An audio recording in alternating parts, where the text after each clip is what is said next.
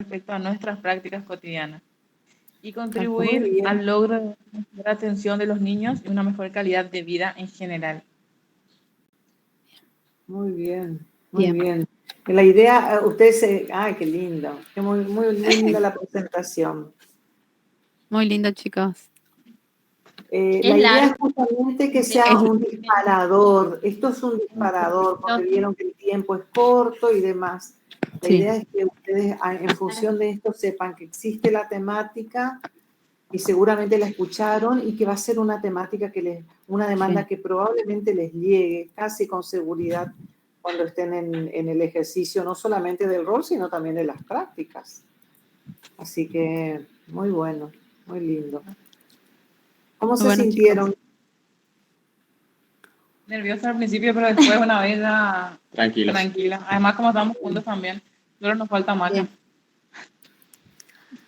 Bueno, muy bien. Bueno, bien, Muchas chicos. gracias. Espero que les haya gustado. Sí, muy buena la Sí, presentación. no entendí al principio, Javier, pero después entendí que tenía que ver con la experiencia del libro.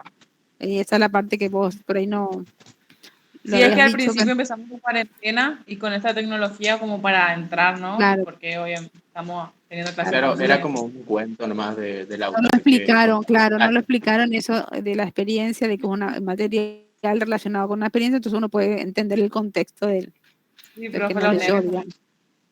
Bien, Muy bien. bien, la verdad que muy bueno. No se olviden de corregir esa palabrita y de ponerle el nombre del grupo cuando van a compartir el material en Sí, está justo al el principio. correo. Profe, quería decirle que, ¿cómo es? Que le voy a dar al otro grupo que me pidió una chica, estos materiales que usted me dio. Ah, sí, sí, sí, sí, sí. Después, cuando le Sí. entreguen, me pasan el nombre de quién tiene para que yo anote en mi cuadernito, ¿sí? Por favor. Bueno, pues yo le aviso. Bien, gracias, muy amable. Gracias.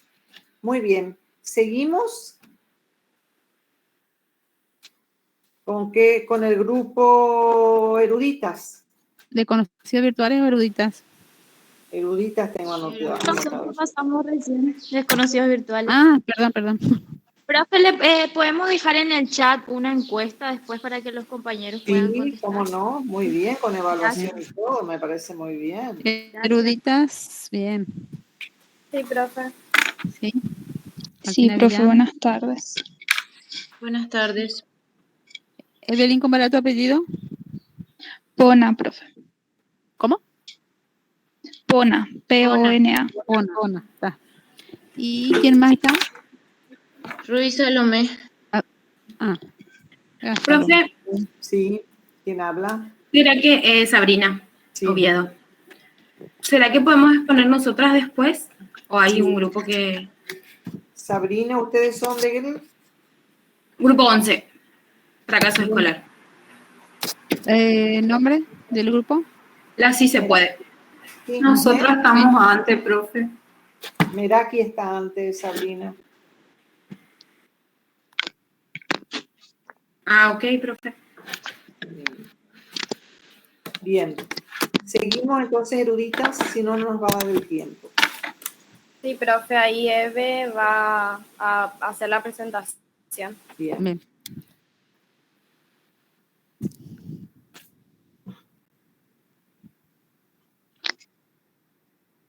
¿Se ve? Sí, se ve perfectamente. Sí, se ve.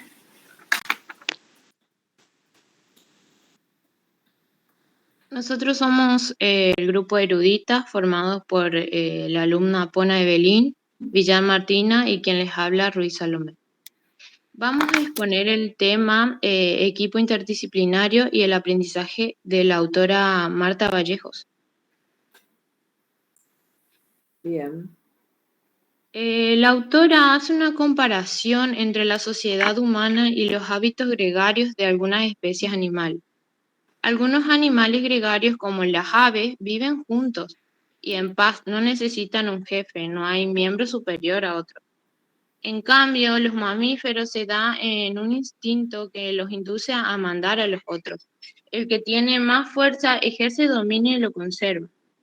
Con respecto a esto, Hudson dice que los animales inferiores se parecen mucho a nosotros.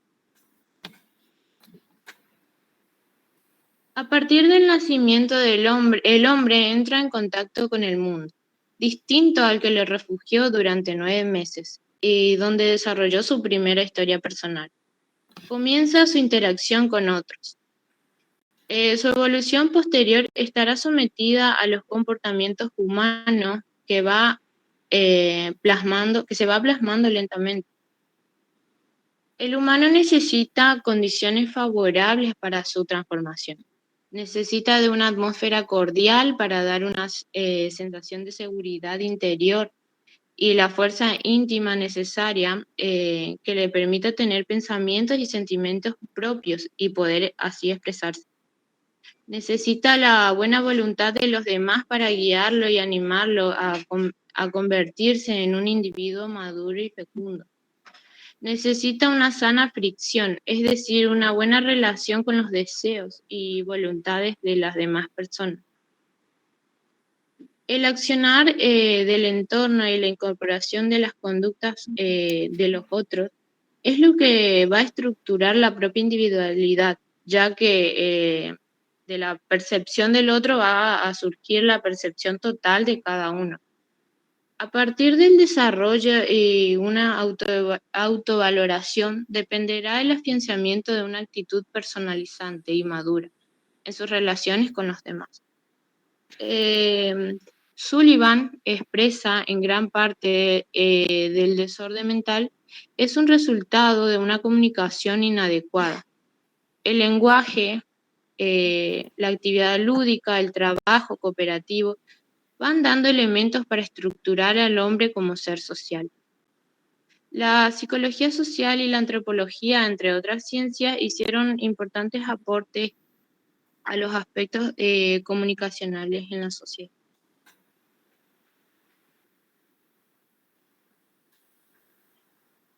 Por necesidades primarias, el individuo comenzó a agruparse. Se adquirieron normas, pautas culturales que fueron modificándose con caracteres propios de cada grupo. La idea de grupo está vinculada a la idea de fuerza. Un grupo de individuos puede más que cada individuo aislado. Esto desemboca en algunos casos un sentimiento de ambivalencia. Si bien la fuerza tranquiliza, da apoyo, pero también intimida, ya que el individuo puede ser aplastado por el grupo o puede sentirse aislado de él. El ser humano tiende naturalmente a la formación de grupos. Según Hackerman, su identidad es al mismo tiempo individual y social. Lo mismo pasa con los valores. Los valores nacen de la asimilación del individuo a la vida de grupo. La solidaridad implícita entre sus miembros unifica el concepto de grupo. El grupo es un conjunto de personas interdependientes, es decir, un grupo es una unidad estructural, dinámica, distinta de la suma de los individuos que las componen, pero internamente dependiente de la presencia o ausencia de quien las integra. Todo grupo tiene un devenir, una forma física de ser expresado semejante a las leyes naturales, llamada dinámica de grupo. Kuhn, un psicólogo alemán, dice que la dinámica de grupo investiga la interpretación de la conducta del individuo o grupo humano en el ambiente social donde está inserto. El grupo intenta siempre solucionar sus diferencias buscando estabilidad y equilibrio. Para Gitz existen 4 grupos, teniendo en cuenta sus líderes. Está el autocrático, que se resolverá entre sus propios intereses. El paternalista, que interpretará los intereses del grupo en forma personal y actuará en consecuencia. El individualista, en lugar de dirigir al grupo, es permisivo y les otorga la libertad, sin guía ni orientaciones adecuadas. El participativo, el liderazgo distribuido.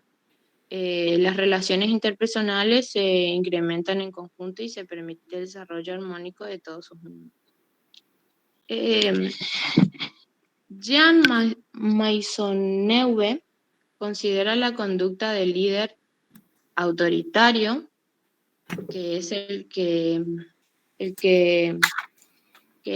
por presión directa influye sobre sus grupos. El corporativo, que toma en cuenta la intervención de su grupo en la preparación y aplicación de los temas. El maniobrero, que trata de influir sobre los demás, generalmente luego de fracasar con el tipo autoritario, o sea que ejerce de una manera indirecta. El elucidador, el no directivo, coloca al grupo en situación de decidir luego de una concientización de sus problemas. Y el laissez-faire, que es el que llega... Laissez-faire.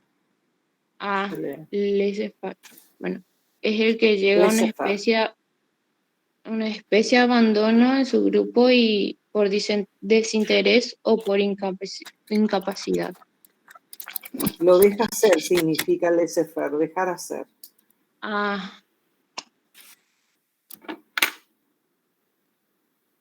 Bueno, luego la autora... ¿Vos vas a seguir solo? No, sí, esta es mi parte también. Bueno. La noción de equipo fue evolucionando desde la antigüedad, vinculada a la noción de embarque. Luego hacía una alusión al esfuerzo en conjunto y también se relacionaba con el trabajo, en especial al físico. Hasta el día de hoy, que se fue trasladado a diversas actividades con fines determinados, llevado a cabo por distintos sectores sociales, industriales, comerciales, educativos, etc. Y así se habló de equipos pedagógicos, equipo de enlace, equipo de curación y otros. Y más contemporáneamente, equipos intersticiales, donde se intercambian información y surgen propuestas conjuntas de sectores de diferentes niveles, como jefes y subordinados. La noción de equipo surge como modo valioso de trabajo colectivo, al que todo grupo aspira. El abordaje de estas disciplinas requiere un enfoque polifacético, por la magnitud de su campo de acción, por complejidad de los problemas, por los cambios demográficos, por los progresos de los medios de comunicación y modernas tecnologías. El aprendizaje humano depende en gran medida de la interacción social. La idea de aprender, estudiar al otro y asimismo conocer surgió desde los filósofos antiguos, Platón, Aristóteles y sus discípulos, etc. Posteriormente vino la alfabetización y el aprendizaje se sustentó en lo que estaba escrito. En nuestros tiempos, la complejidad de los vertientes que hacen al aprendizaje y las implicancias del síntoma superan ampliamente la capacidad de estudio por una disciplina. Problema de aprendizaje en el niño, que es el principal motivo de consulta en los consultorios especializados y de atención significativa en los no especializados. Es necesario que cada participante de un equipo sea consciente del rol que le corresponde a los demás, para reajustar y ratificar su función de las necesidades del paciente y de una integración adecuada con las otras partes. Ahora le cedo la palabra a mi compañero. Chicas, por ahí les pido, por el tiempo, la idea es, primero, en principal, que no lean todo el material, porque el material tiene partes que a lo mejor son un encuadre que los autores hacen para enmarcar la temática y que no todo es relevante, ¿sí?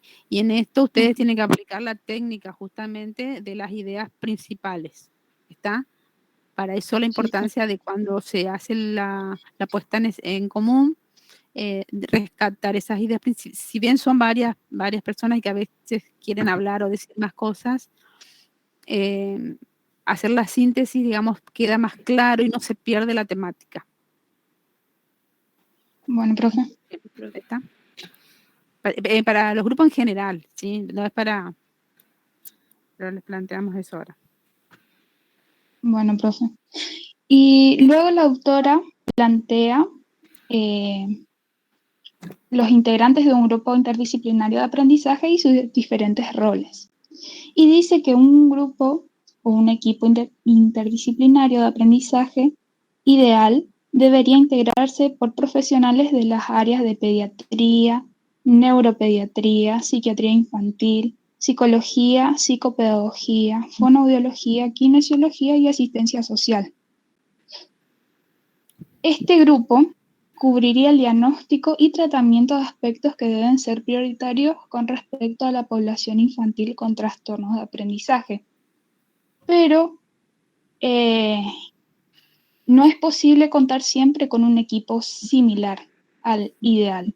Entonces se piensa en un equipo mínimo para la detección y orientación básica que debería estar compuesto por un médico informado en este quehacer, un psicopedagogo, un psicólogo y otros profesionales en casos de que así lo requieran. Bueno, en el área de pediatría, el médico, el especialista, se encarga generalmente... Yo les pediría que esto de los roles de las otras especialidades de pronto sepan ustedes que van a tener que, en el caso de conformar los equipos interdisciplinarios, porque ahí les va a dar las características de cada uno de los roles, que no es relevante en este caso para nosotros, ¿no? Sí, el día que vayan a trabajar, obviamente, o el día que estén haciendo algún trabajo, alguna práctica en las instituciones, por supuesto que va a ser necesario, pero en este caso de la exposición no es relevante. Pasa que para ahí la autora le dedica mucho tiempo a esa parte, muy bien, y no sé si ellas dividieron así el trabajo y se van a quedar sin exponer algunas seguramente. Pero no, profe, pero puedo saltar, bien, esto. Bueno. De la psicopedagogía, fonoaudiología, todos los grupos todas las áreas que fui nombrando anteriormente. ¿Verdad? Sí, por ahí. Y después por ahí decir, qué sé yo, el asistente social, nexo en la escuela, o sea, en esto de comentar lo que tienen apuntado en su Power, que es, digamos, la síntesis, no irse a la lectura del material, para no quitarle riqueza tampoco a tu exposición. Claro. Bueno, profe. Vamos al de psicopedagogía, en el área de psicopedagogía, que es el que nos compete a nosotros, ¿verdad? Dice que el estudio portado por estos profesionales es el especializado por excelencia para la detección de los problemas específicos. Como ya sabemos, para un aprendizaje efectivo es importante una madurez adecuada de las funciones perceptivo-motoras y la adquisición de estructuras mentales operativas que condicionan el desarrollo de la lectoescritura y el cálculo. El psicopedagogo se encarga de realizar una investigación mediante pruebas en las que evaluarán los estudios alcanzados en el niño y su potencialidad para llegar a los siguientes. A nivel institucional, podrá aportar su experiencia en la formación de grupos escolares, ajustes de programas de apoyo, de aprendizaje y asesoramientos a docentes y padres, respecto de la manera adecuada de conducir al niño en situación de adquisición de conocimientos o, como nos gusta decir a nosotros, en situación de aprendizaje. Luego podemos aportar también, para concluir ya con el tema, que es también relevante la figura del docente, que su aporte tiene valor de lo cotidiano en el proceso de aprendizaje y es además el autor indiscutible de la formación del niño para la vida en comunidad. A través de él podemos inferir el vínculo maestro-alumno y las dificultades específicas del niño. El intercambio con el maestro debe ser permanente, tanto en la recepción de los datos como en la devolución de la información. Es enriquecedor para el profesional observar al niño en su medio natural, la escuela, y conocer cuáles son los personajes importantes incorporados en sus experiencias vitales.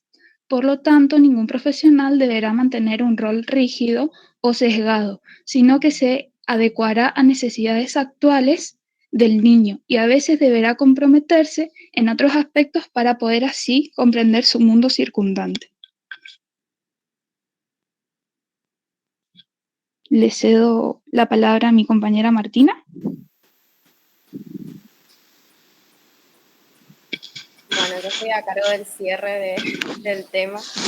Para concluir, la autora habla del coordinador de un equipo y hace algunos aportes a la dinámica de un equipo de aprendizaje que más o menos ya habló mi compañera al principio, cuando se hizo la clasificación de los grupos, ¿no? Que mencionó que Gibbs habla de liderazgo distribuido, en el que las funciones del líder son conocidas y practicadas por todos los miembros de un grupo.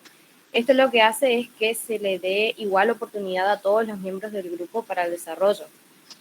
Este es un aspecto fundamental de su concepción de dinámicas de grupo participativo. En nuestro medio, Pichon-Rivière también propuso grupos heterogéneos que están formados por los integrantes de las distintas especialidades involucradas en un problema determinado, ¿no? Que este sería un grupo interdisciplinario. Y él menciona a un coordinador que vendría a cumplir la función de mantener la comunicación y el interés dentro del grupo. Bueno, en este tipo de grupos se pueden realizar señalamientos adecuados, se le da la escucha a todos los participantes para poder evitar círculos viciosos que por ahí pueden irrumpir con la comunicación y por lo tanto con el aprendizaje, ¿no? En este tipo de grupos no hay necesidad de un líder en el sentido estricto de la palabra, pero sí de un coordinador general de tareas. Que este puede surgir por una elección natural, teniendo en cuenta aptitudes personales, experiencias previas.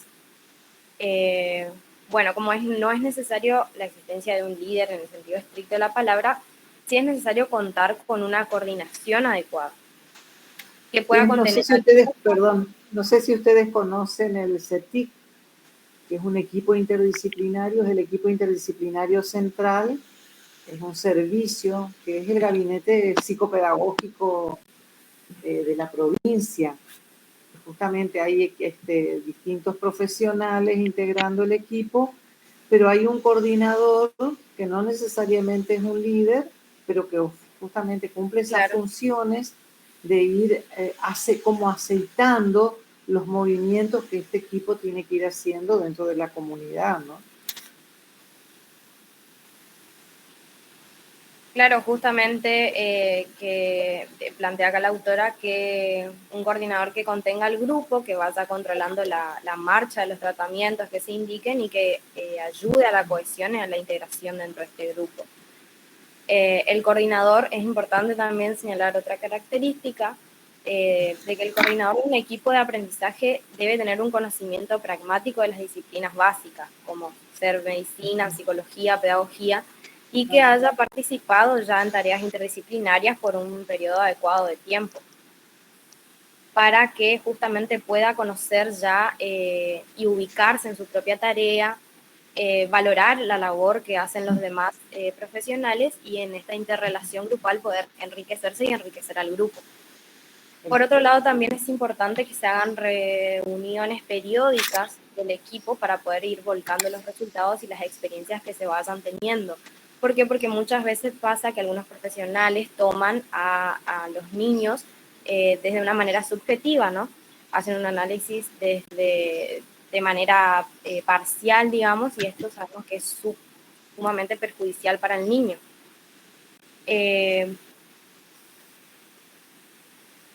Y también perjudica al grupo porque en este agarre, digamos, que se hace del niño, se pierde el verdadero espíritu de equipo en el sentido de la interrelación, de la solidaridad y del esfuerzo mancomunado que se hace, del esfuerzo coparticipativo, ¿no?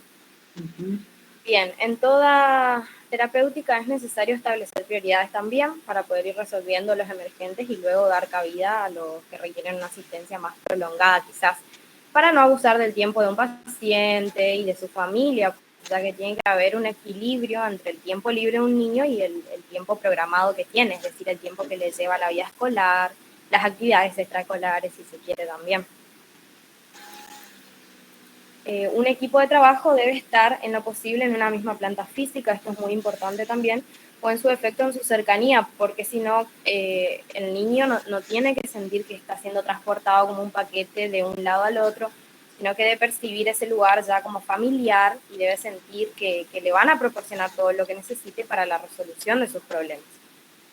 Otra cosa importante también es que aparte esta cercanía facilita también el intercambio y la interconsulta que se hacen los distintos miembros que están atendiendo a un sujeto, digamos, con cada uno con su mirada también profesional específica, pero teniendo en cuenta estos criterios que fueron unificados en el equipo interdisciplinario. Sí. Así que la cercanía también se obedece a esto, ¿no? La necesidad de ir conversando permanentemente sobre la situación particular de cada persona que se está atendiendo. Perdón, chicos, por ahí, no sé si lo van a trabajar, pero el tema del trabajo interdisciplinario en la institución escolar plantea justamente un trabajo más del tipo preventivo. Entonces quiero relacionar con el otro material que trabajaron de asistencia a la prevención.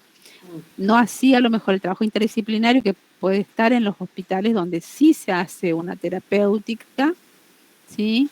En las instituciones educativas el abordaje siempre es más amplio, no se hacen abordajes de tipo terapéutico, digamos, en el sentido de que asistencia individual, por eso se trabaja más lo grupal y lo amplio y lo institucional, digamos, ¿sí? Desde el modelo preventivo. Por supuesto que, como decimos, se van a intervenir en algunas situaciones, pero no es el eje del trabajo. Y la interdisciplinariedad estaría, digamos, planteado desde un equipo más bien de asesor en las instituciones educativas, más que en la terapia particular o puntual de los casos. Eso quería aclarar porque puede ir de la mano también con las otras. Sí, profe, con lo que pusieron la clase pasada. Claro, acá la autora lo que hace es hablar desde una mirada más global, incluyendo porque acá menciona los hospitales, las obras sociales, los centros de salud.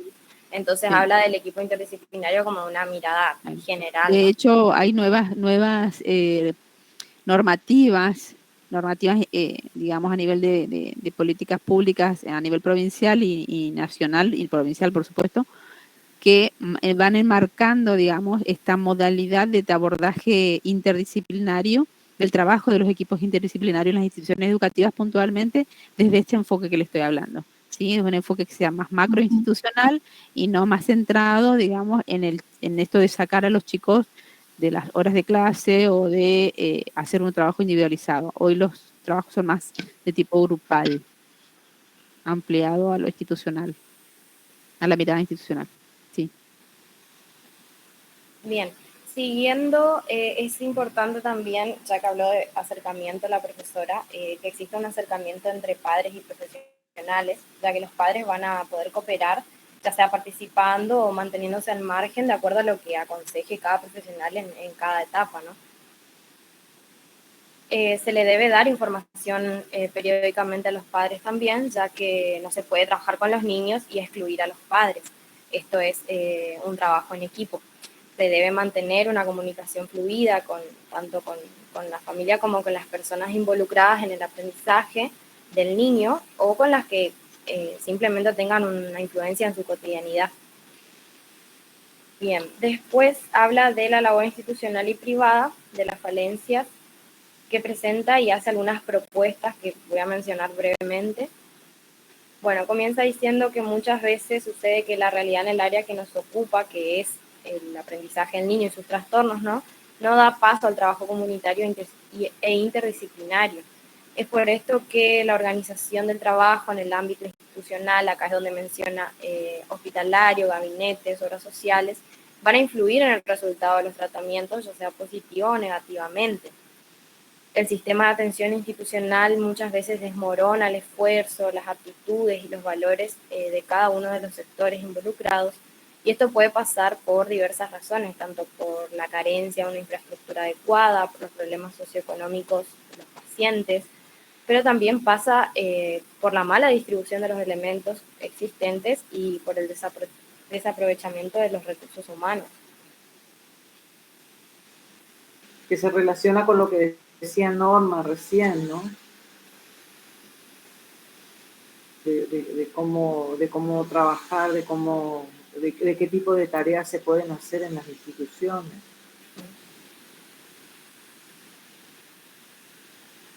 Sí, avance.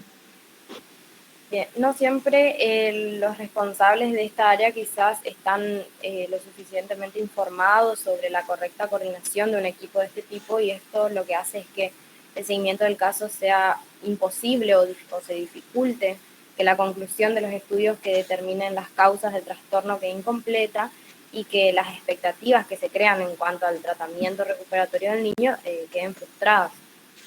Es importante recordar también que el problema del aprendizaje no se cura si primero no se cura una organización familiar precaria. ¿Por qué? Porque el niño no va a aprender si está mal alimentado, si no tiene una vivienda digna.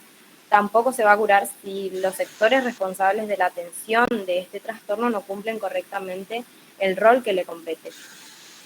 Muchas veces también por falta de asesoramiento adecuado, y esto pasa seguido, muchos piensan que los problemas del aprendizaje tienen una solución simple, como una maestra particular, un medicamento mágico o un par de sanos consejos dados por los padres. Y sabemos que esto no resolverá el problema, es un no rotundo. Por todo esto es que la autora habla de, estas serían como las falencias, ¿no? Y por todo esto la autora habla de algunas propuestas básicas. Comienza hablando de la concientización por parte de las autoridades educativas y sanitarias en tarea mancomunada, es decir, la tarea coparticipativa. Habla de la necesidad de una coordinación informada, coherente y operativa, justamente por esto que el coordinador tenga ya experiencia previa en ambos roles, en todos los roles que se van a cumplir dentro del equipo, que proporcione asesoramiento, apoyo, seguimiento. También habla de la importancia de contar con personal estable en los distintos sectores en el que el paciente deba transitar. Y dice que la actitud más adecuada que se debe tener en cuenta por las autoridades sanitarias y educativas es la de la tarea preventiva. Por último, menciona que debe haber una comunicación y recepción fluida de pacientes en el marco de las diversas instituciones que están relacionadas con este quehacer. Y en cuanto a la labor privada, solamente menciona que esta es a veces una reproducción en pequeña escala de lo que sucede institucionalmente, que es de lo que venimos hablando, ¿no? Y no se tienen en cuenta... Cuando habla de privada hace referencia al trabajo de consultorio, ¿no? Sí. El trabajo claro, de atención individual y familiar, obviamente, pero del trabajo en consultorio. Y muchas veces sucede también, profe, que se hace un mal manejo, incluso dentro de... Yo que siempre como que tienen más prestigio solo por el solo hecho de ser privadas, pero realmente muchas veces ocurre un desaprovechamiento de recursos humanos, de instrumentos, de elementos, y llevan al fracaso en la búsqueda de la solución para el niño. Si no se tienen en cuenta entonces todas estas pautas que mencionamos, la tarea o el trabajo claramente será inválido, no nos va a servir, a pesar del mérito que quizás haya desde los esfuerzos individuales de cada profesional, ya que vuelvo a remarcar, esto es una tarea en conjunto. Por último, es necesario mencionar al personaje central que nos moviliza, ¿no? Que moviliza esta responsabilidad, este compromiso, el sujeto del aprendizaje, que es el niño. Si no se incorpora la idea de que no se está enjuiciando el fracaso escolar del niño, pero sí el fracaso de todos los instrumentos que hacen a la dinámica de su aprendizaje, se va a perder la oportunidad de hallar soluciones valederas y quizás se haya perdido la única posibilidad de hallar una solución para ese niño, porque muchas veces sucede que los padres ante un fracaso así no pueden o no quieren volver a empezar otro tratamiento, ¿no? Por último, recordar que tras un niño que no aprende, hay una familia, hay una escuela, hay una comunidad que no está proporcionando los recursos necesarios para que cada aprendizaje se lleve a cabo en el marco adecuado para cada individuo, porque todos aprendemos, pero todos aprendemos de diferentes maneras y en momentos diferentes. Muy bien. Muy bueno. Bien. Para tener idea de eso, Martina, eso último que planteabas, es necesario justamente que el equipo se conforme, ¿sí? Se constituya o se configure en un equipo de trabajo en el que puedan de alguna manera pensarse o configurarse ideas en común, ¿sí? Por eso la importancia de la interdisciplina. No estamos hablando de la multidisciplina en el que cada uno hace su parte. Esto yo creo que hay que tener claro la importancia del trabajo interdisciplinario. Ahí está la multidisciplina, que por ahí a veces las instituciones de salud trabajan desde ese lugar a partir de los consultorios externos, donde no hay una articulación entre las diferentes profesiones, ¿sí?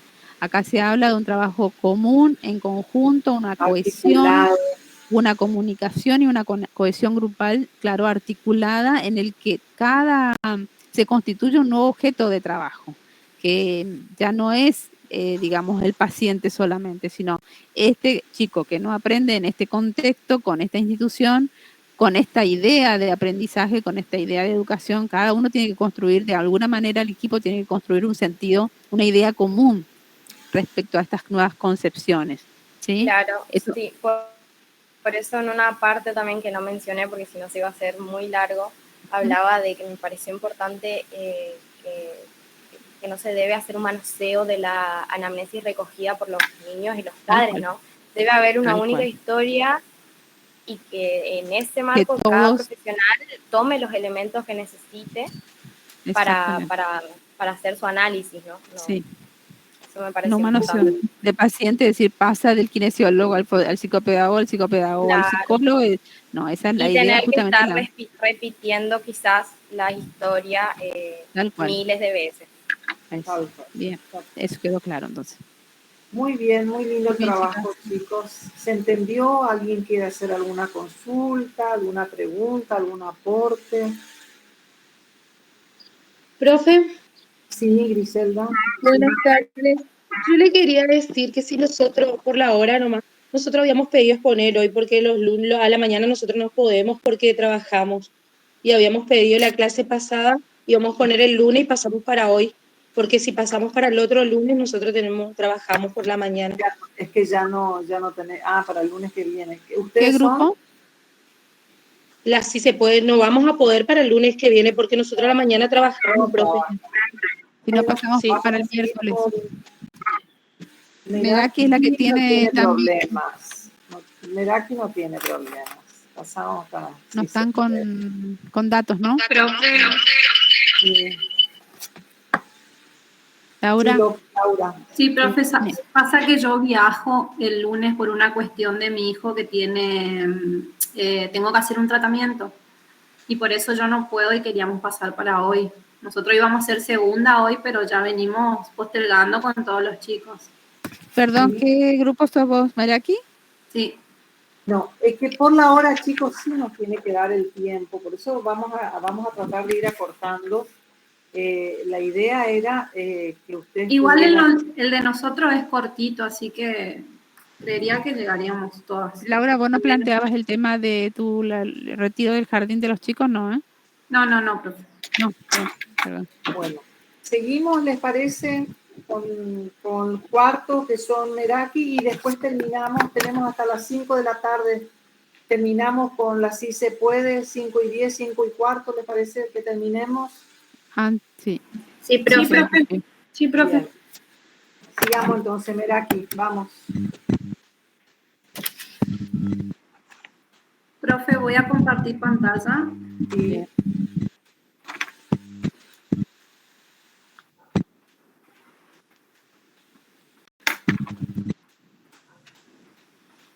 Ustedes me dicen si se ve. Sí, Laura.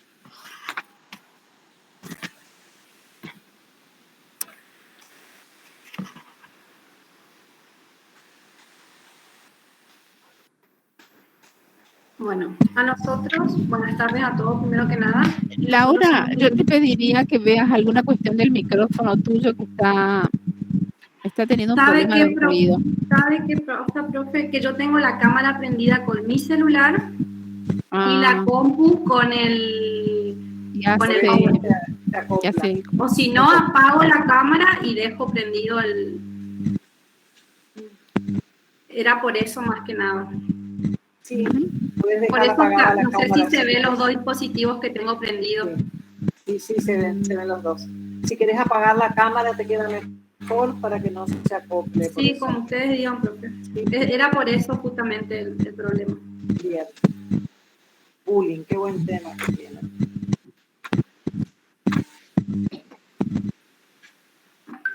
Bueno, ¿ahora me escuchan bien? ¿Se escucha alguna interferencia? El ruido. Pero bueno, sí, Es el hay micrófono algo. de Mariana. Ariana, ¿puedes cerrar tu micrófono? Sí, ahí cierro. Ahora sí. Ahora sí. Te escuchamos, Laura. Entonces prendo mi cámara. Prende tu Si cámara. era el de Mariana. Sí, sí, sí, sí.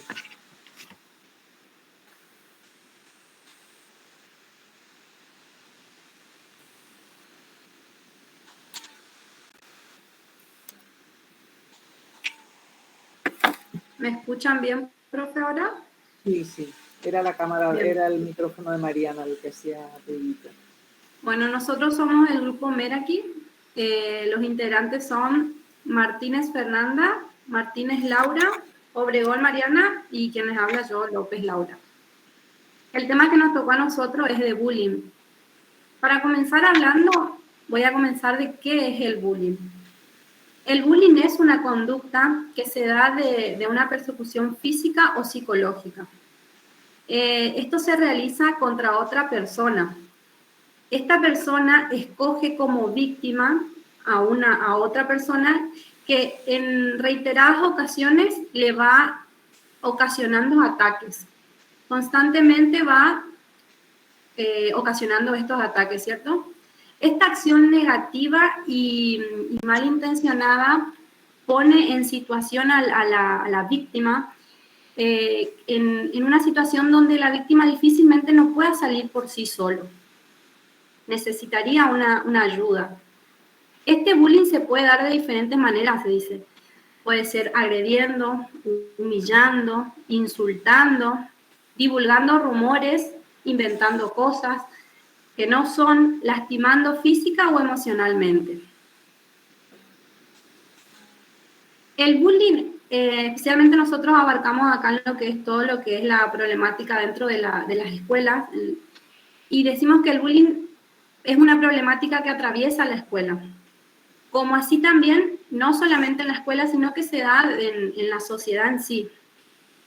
La escuela es un ámbito privilegiado donde abordar estos conflictos es bueno porque genera una norma de convivencia, genera valores, siempre basándose en la noción del otro como semejante, para así entonces poder llegar a una solución pacífica, dice, donde los conflictos y lograr una convivencia escolar armónica. Entonces, el bullying no solamente, como dije anteriormente, no solamente es físico, sino que también se da de una manera verbal y de exclusión social. Por ejemplo, la física, en este caso nosotros pusimos ejemplos siempre refiriéndonos a la escolaridad, ¿cierto? Por ejemplo, pegándole a un compañerito, arrojándoles objetos. Este tipo de bullying por ahí se suele dar más en los varones. La manera verbal que se da este bullying es menospreciando, insultando o buscando así diciéndole bromas con respecto a su físico, ¿cierto? Por ahí a su aspecto le ponen sobrenombres malos y es ahí donde se genera un acoso. Después, por ejemplo, también dijimos con la exclusión social, se da mucho, por ejemplo, dejándolos de lado. Hablábamos con mi grupo que muchas veces se dan así cuando hay eventos donde le dejan de lado a esa persona y es ahí donde se da la exclusión social y donde se genera ese bullying que siente el acosado, ¿cierto? Bueno, después dicen, ¿todas las agresiones son bullying? No. En las escuelas por ahí muchas veces los chicos se pelean, surgen algunos desacuerdos que generan algunos conflictos y malos tratos. Pero esto no se lo llama así como el nombre bullying, sino que son maneras que se dan, pero que dicen que no se tiene que naturalizar esto. para que no se dé con manera de frecuencia, para que no se esté generando ese acoso y no se normalice esto de pelear porque sí nomás o de insultar porque sí nomás. Entonces dice que el acoso escolar hay una desigualdad. Esa desigualdad siempre se da entre los acosadores y el acosado. Y que no, se da cuando no encuentra la manera de defenderse y se somete contra su voluntad. Entonces, a ver, sí, continúa. Entonces acá, por ejemplo, lo que buscamos nosotros es que compete también la institución, aparte, con los padres, con la familia. Entonces, para que esto haya esta problemática social que se está dando, se pueda ver una forma conjunta y participativa de ambos lados. Para que hagamos bien la diferenciación. Las agresiones no todas se constituyen en bullying. Tiene que tener esta característica de desigualdad para que sea constituida en bullying. O si no, cualquier pelea sería considerado bullying. No es eso. Tiene que haber una desigualdad, tiene que haber una situación, digamos, de sometimiento de quien sufre este acoso, esta agresión, un sometimiento del cual le resulta imposible salir. Ahí se constituye el bullying. Bueno, esta parte pasa a mi compañera, profe. Yo voy a mencionar las características que presenta el bullying. Por ejemplo, como mencionó usted, profe, la desigualdad, también la intencionalidad en la agresión, ya sea física, verbal o a veces virtualmente también. Se da en una persona concreta específicamente y no un grupo. Generalmente el acosador busca una víctima para hostigarla en repetidas ocasiones sin motivo alguno, y eso perdura a lo largo del tiempo generando mucha inseguridad al hostigado o el acosado. El bullying se puede dar en diferentes ámbitos de la sociedad, pero regularmente esto suele pasar con mayor frecuencia en la escuela, ya sea en los pasillos, en los recreos, incluso en el aula de clases, donde primeramente los alumnos se conocen y muchas veces es un grupo de compañeros que dejan de lado a un alumno, y ahí es donde se genera el bullying o el acoso hacia una persona dentro de lo que sería el contexto escolar, ¿no? Y los protagonistas del bullying son el hostigador o el acosador, es el que generalmente piensa o idealiza el hostigamiento y no siempre suele ejecutarlo. Actúa como un líder, el que decide las reglas. Luego están los que apoyan a ese líder, que son como los seguidores, que casi siempre son los que llevan a cabo el maltrato o el acoso hacia un compañero en específico. Festejan todas sus malas acciones o actitudes que realiza el líder. Luego tenemos al hostigado, que si no puede defenderse ni física ni verbalmente, lamentablemente seguirá siendo acosado repetidas veces hasta que pueda defenderse o hasta que pueda conseguir ayuda o pedir ayuda al respecto. Luego tenemos los testigos, que son los compañeros del aula de clases, donde los mismos pueden tomar diferentes actitudes, como por ejemplo, por un lado están los que observan sin decir nada, guardan silencio, hace como que nada está pasando. Luego están los que apoyan el maltrato, se burlan de la persona que lo está padeciendo. Y por otro lugar tenemos los que intentan detener el hostigamiento, ya sea directamente o reportándolo. Y es muchas veces estos niños que se animan a reportar a otros, suelen ser los próximos en ser hostigados. Es por ese motivo que muy pocos alumnos se atreven a hacerlo. Bueno, y las consecuencias para el mismo, en este caso para el hostigado, es la baja autoestima, la depresión, la angustia, la soledad, muchas veces se aíslan, su rendimiento académico disminuye desfavorablemente, no quieren asistir a la escuela y en casos extremos hasta intento de suicidio. Y las consecuencias para el agresor, como el mismo no recibe ningún tipo de corrección o castigo, lo sigue haciendo, y la consecuencia es que aprende a maltratar personas. Observa que que los otros compañeros lo apoyan y que se divierten cuando hace este tipo de maltrato, entonces lo sigue haciendo.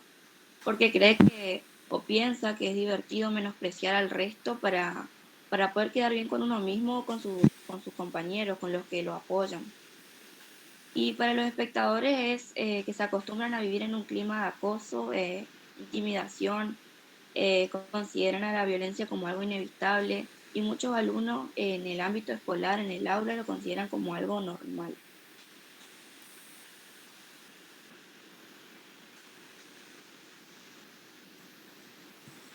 Bueno, yo voy a hablar sobre los puntos importantes que deben tener en cuenta los docentes ante este tipo de situaciones. Los docentes deben tener en cuenta... Mariana, ¿puedes cerrar tú? Ahí está, ahora sí. Deben tener en cuenta que el acoso es un tipo de violencia que se construye lentamente en el día a día de las relaciones interpersonales. Es por ello que el manejo del aula por parte de los docentes es fundamental para la prevención de la violencia. Además que es difícil de identificar, ya que en los inicios suele ser muy poco evidente y hasta podría mantenerse en el tiempo. Otro punto importante también es que es un problema colectivo y no individual, ya que incumbe a toda la comunidad educativa y es por ello que debe garantizarse canales fluidos de comunicación entre los distintos actores que componen esta comunidad. Es importante también considerar el contexto y las variables individuales y colectivas. De esta manera, ver cuál sería la estrategia, siempre según el contexto y las características de los involucrados. Y por supuesto también la dinámica del curso. Es fundamental también actuar de manera inmediata y efectiva. El procedimiento debe realizarse con la debida discreción, porque de lo contrario podría generarse mucha más violencia de lo que ya está sucediendo. Hay situaciones en las que hay que prestar atención para detectar el acoso. Por ejemplo, si un alumno pierde frecuentemente sus útiles u otros objetos personales, si evita asistir a determinadas clases o actividades, si baja repentinamente sus calificaciones, si se muestra triste, preocupado sin causa aparente, si se lo nota nervioso o con mucha tensión constantemente dentro del aula, si en el recreo suele quedarse todo el tiempo cerca de los docentes, si se encuentra aislado o excluido dentro del aula o en el recreo, si participaba en clases y ante las burlas o los insultos ha optado por dejar de hacerlo. Ya ante una situación de acoso ya detectado, los docentes deben evitar restar importancia o minimizar las manifestaciones de los alumnos y decir frases como son cosas de chicos, no es para tanto, ya se van a arreglar entre ellos, cosas típicas. También hacer pública la identidad de quien padece el acoso o del compañero que lo pudo contar. Como mencioné antes, esto también puede generar más violencia. Otra cuestión que también debe evitarse es enfrentar de forma directa al acosado con quienes los agreden y forzar a que los alumnos implicados en la situación de acoso se pidan perdón. Algunas recomendaciones para intervenir con quien sufre el acoso es escuchar y creer lo que cuenta, conocer sus sentimientos acerca de la situación que padece, manifestarle claramente que se le brindará ayuda, mantener siempre la confidencialidad y por supuesto tomar contacto con la familia. Por eso también hay recomendaciones para trabajar con la familia de quien sufre el acoso. Es importante transmitir que la responsabilidad de detener esta situación de violencia es colectiva y que por supuesto la comunidad educativa va a hacer algo para que eso se solucione. Se debe apoyar y acompañar, y es sumamente importante que la familia sienta el acompañamiento institucional. También se debe informar a la familia periódicamente de los resultados y de las medidas que se adopten ante dicha situación. Y bueno, ahora le voy a dar la palabra a mi compañera Laura Martínez.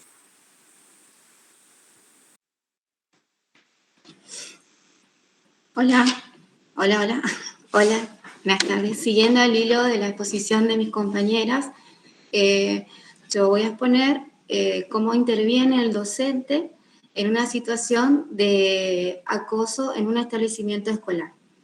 Bueno, lo primero que se hace es se identifica esa situación, se comunica y se notifica al equipo directivo de la institución escolar, donde intervienen, y las personas que informan puede ser cualquiera, la persona que informa sobre esa situación o sospecha, puede ser cualquier persona que forma parte de la comunidad escolar.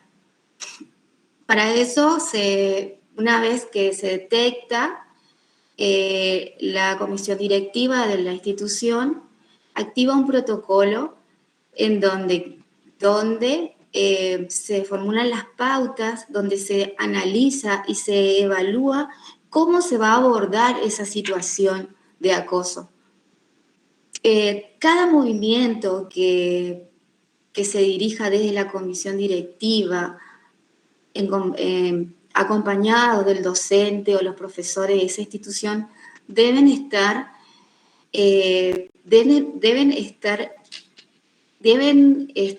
deben plasmar en el acta escolar. Sí o sí tiene que figurar ese documento, la situación que se encontró o la sospecha, y desde ahí se evalúa y se analiza, y con el equipo directivo más los docentes arman estrategias de cómo abordar desde ese protocolo que ellos activan cuando se sospecha sobre una situación o se tiene conocimiento de esa situación. Por ahí estos son los acuerdos institucionales o normas de convivencia, que se acuerdan que nosotros les comentamos que trabajábamos mediación escolar, que fue uno de los programas sumamente interesantes que se implementaron en las escuelas secundarias, donde la mediación era llevada a cabo por pares, mediación entre pares se llamaba. Y el equipo interdisciplinario, que era el CETIC, trabajaba con estos protocolos y bueno, hasta hoy, yo hace un tiempo ya me jubilé, no trabajo más en el equipo, pero se elaboraban protocolos para intervenir juntamente con los equipos de las escuelas, de las instituciones, y este equipo central que los asistía, ya sea con la socialización de los protocolos, con la realización de los acuerdos de convivencia. Entonces eso fue evitando bastante este clima por ahí que se vivía en las instituciones, que era de una crueldad a veces extrema, ¿no? Bueno, eso les quería compartir como experiencia concreta institucional. Gracias, profesora. ¿Puedo seguir? Sí, cómo no. Bueno, habíamos hablado de que se evalúa y se analiza, y a partir de ahí se crean estrategias de cómo abordar la situación. En un primer momento se separa al niño que es agredido, y donde se sugiere acompañarlo, y un acompañamiento diario, constante, y también abarcar estrategias así como charlas o talleres con el grupo clase que fue testigo o estuvo presente durante esa situación de acoso. Y en esas charlas, a modo de reflexión, trabajar para llevarlo más positivamente, una resolución lo más positivamente posible. Aparte de eso, también pautan entrevistas con las familias de los implicados por separado, la familia del agresor, en una charla a modo de hacerle entender la responsabilidad de su maltrato, de que eso está mal y que no debería suceder nunca más. Y con respecto al agredido, como dijeron mis compañeras recién, siguiendo el hilo de su exposición, el acompañamiento, tanto el maestro, profesor, y según el análisis y la evaluación de este equipo directivo, seguir las pautas de que ellos decidieron cómo actuar en esta situación. Bueno, ya hablé de los acuerdos con las familias implicadas. Bueno, ahora voy a proceder a hablar del marco normativo. Nosotros tenemos leyes nacionales acá en Argentina, tenemos la ley 26.061 de protección integral de los derechos del niño, niñas y adolescentes de 2005, y la ley 26.892 para la promoción de la convivencia y el abordaje de la confiabilidad de las instituciones educativas de 2013. Estas leyes establecen criterios para tratar los conflictos dentro de las escuelas de todos los niveles del sistema educativo nacional.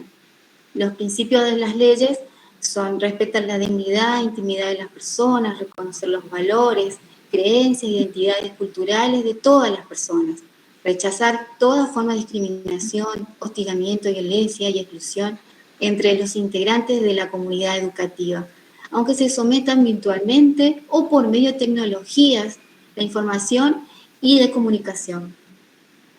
Cuando nos referimos a esto, también existe el bullying cibernético que les decíamos antes, aparte de generalmente comienzan en las redes y se materializan en la escuela.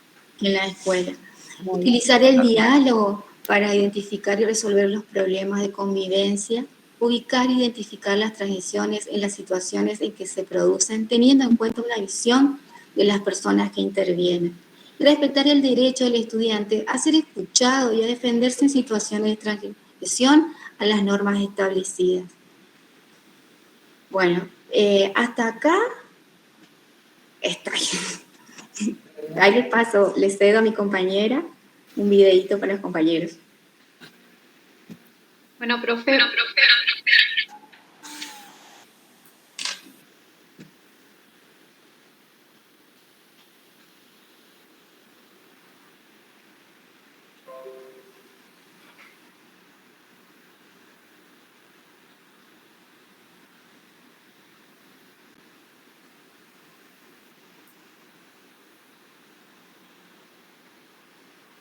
Voy a mostrar un videito que dura unos segundos, que más o menos de todo lo que venimos hablando del acoso que se da en las instituciones escolares.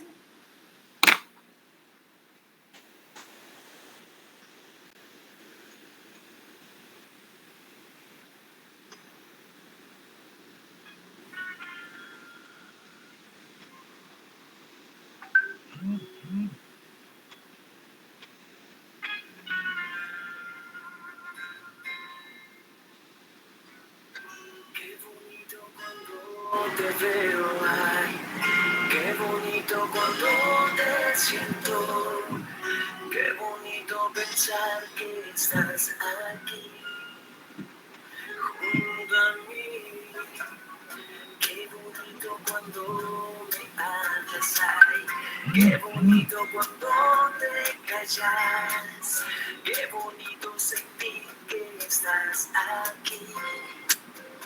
Junto a mí, ay, qué bonito sería poder volar y a tu lado poder ver yo acá. Qué bueno que está. Y acá finalizamos, profe, nuestra exposición. Qué bueno. Muy lindo. Cada uno con su fortaleza, ¿no? Sí.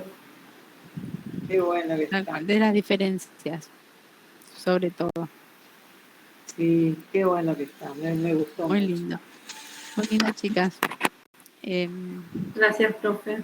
Muy amables, muy amables. Por ahí trabajar esto de la importancia, al igual que educación sexual integral, también estas cuestiones de ir trabajando en las primeras etapas de la inclusión social de los niños, ¿sí? Desde el nivel inicial, para ir trabajando mejores, digamos, modalidades saludables de relación, justamente, o de relaciones saludables, mejor dicho. Esto que habla la profesora, los acuerdos escolares de convivencia tienen que ver con estas formas de convivir, no solamente de reproducir algo que esté escrito en un salón que dice valores, respeto, que muchas veces está escrito en unos papeles y que en el hacer no hay mucha contradicción entre lo que está escrito y lo que se hace en las culturas institucionales muchas veces, ¿sí? Bueno, Bien. chicas, sí se puede ahora, sí se puede. Me parece, a ver si les parece, que Hay un grupo que no llega. Las ideales, que fue el último grupo que dimos, que no habían estado presentes, me parece, que son los aportes de la psicopedagogía, los nuevos escenarios. Si les parece que dejemos o para el lunes o para el otro miércoles. El lunes me parece que ya hay 6. 6 hay el lunes, y dejamos para el miércoles que viene. Para el miércoles. ¿Les parece? Sí, profe, no hay problema. Perfecto. Gracias. Griselda, ¿ese es el grupo de ustedes? Sí, profe. Yo empezar a compartir pantalla, profe. Bueno, dale, Caro. Sí, o no sé quién habló.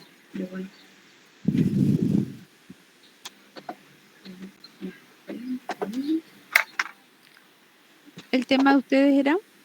Fracaso escolar.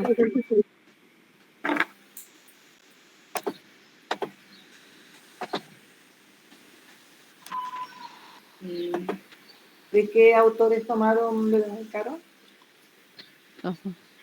Vilma Alicia Fernández y Dipego.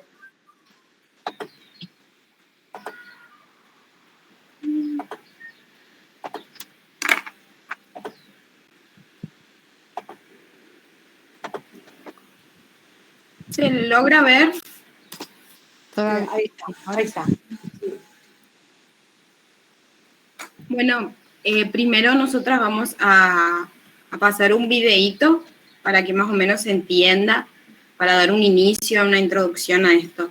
Nosotros somos el grupo 11, estamos compuestas por Oviedo Sabrina, quien les habla, Riveros Agustina, Escobar Carolina, Veloso Griselda, Sánchez Analía y Villalba Verónica. Ahí creo que... Ahí.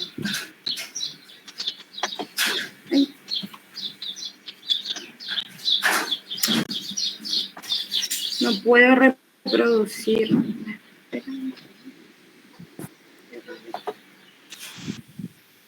¿Lo cargaron al Power ustedes? Sí, está en el Power, profe. Capaz que porque está en el Power, fíjate si lo podés reproducir en tu ocasión por el Power, ¿sabes? Puedes entrar a YouTube igual y adelantar nomás. Si estás compartiendo pantalla.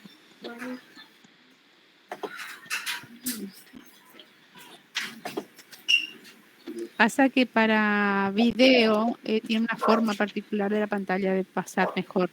El primero. Sí, que no es toda la pantalla, sino creo que es la de abajo, la primera.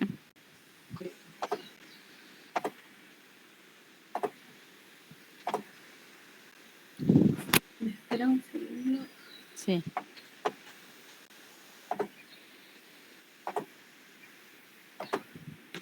¿Ahí se ve?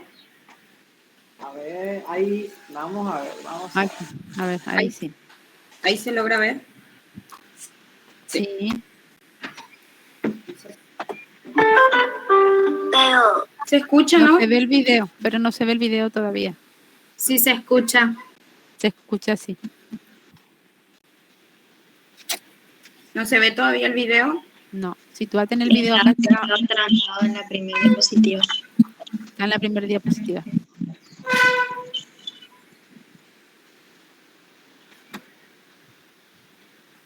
¿Ahora? No pasó a la diapositiva todavía.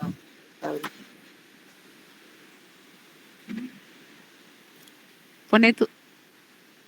Ubícate en el cursor con el, según el video. De última, Sabri, entra a Ahí. YouTube, porque aparece como una imagen. Ahí puede ser, ahí puede ser. Ahí está.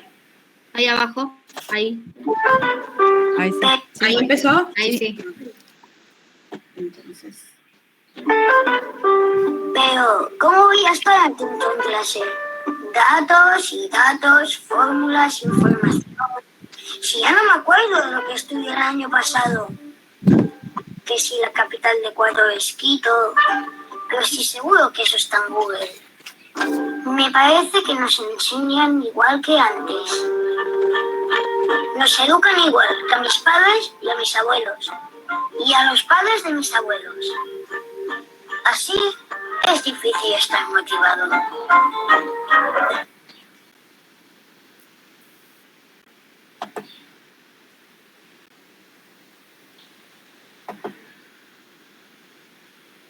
¿Se ve la diapositiva? Sí, se ve.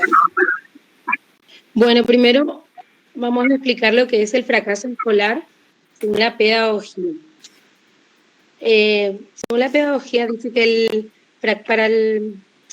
perdón porque no veo la diapositiva. Ahí está. Para la pedagogía es cuando un niño no es capaz de alcanzar el nivel de rendimiento medio para su edad y nivel pedagógico. Alicia Fernández nos dice que muchas veces los profesionales de la educación somos responsables de un crimen similar a confundir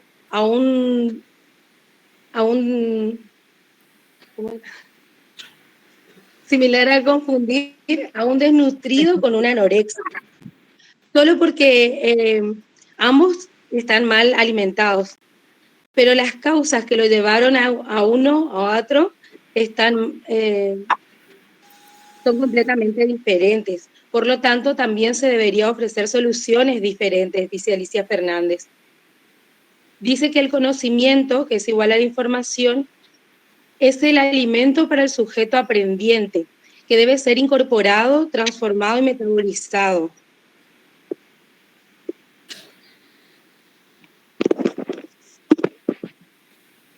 Sostiene que un fracaso escolar puede deberse a una disritmia de situaciones situada en el organismo del sujeto educativo.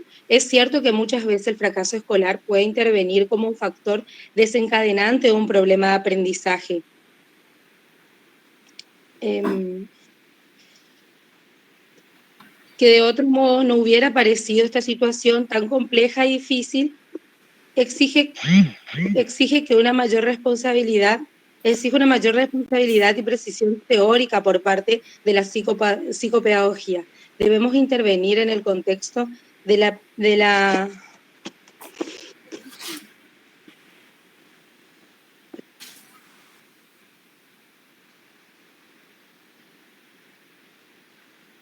¿En qué contexto sería que hay que intervenir? Tratar de no recurrir a la memoria, porque por ahí si lo trabajaron al tema. Bueno, siguiendo el hilo del tema que estaba diciendo mi compañera, Alicia Fernández lo que hace va a ser cuestionar la ética del éxito. Como en la tercera diapositiva, si podés pasar, Sabri. Sí.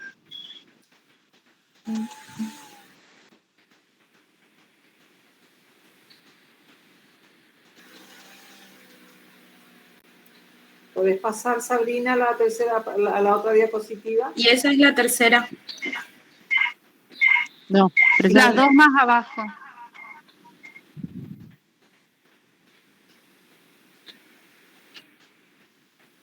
¿Esa, Vero? Otra más, a ver. La 5.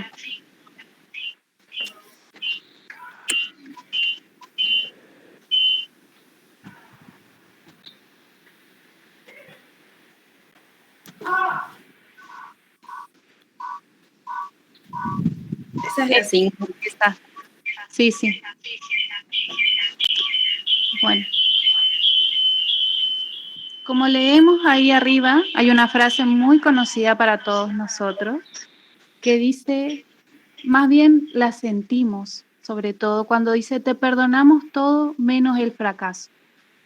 Ese lema muy conocido ya dentro de las familias y las escuelas, donde el fracaso hace referencia a la frustración, perder eso que no se espera o tal vez sí se espera, o eso que impide tener un futuro exitoso, entre tantas otras referencias que se le hacen al fracaso. Entonces, Alicia Fernández lo que va a hacer es preguntarse o repensar el uso que nosotros le damos al fracaso.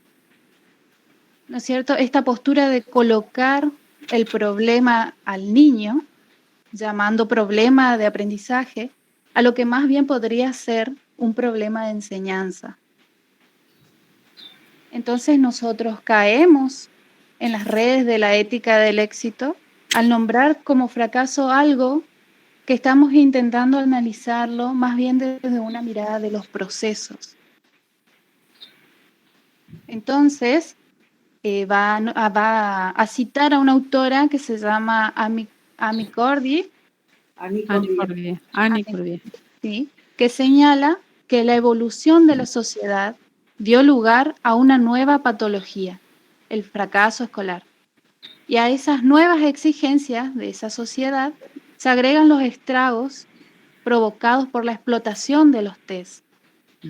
El uso de los test en las escuelas es cada vez más discriminatorio.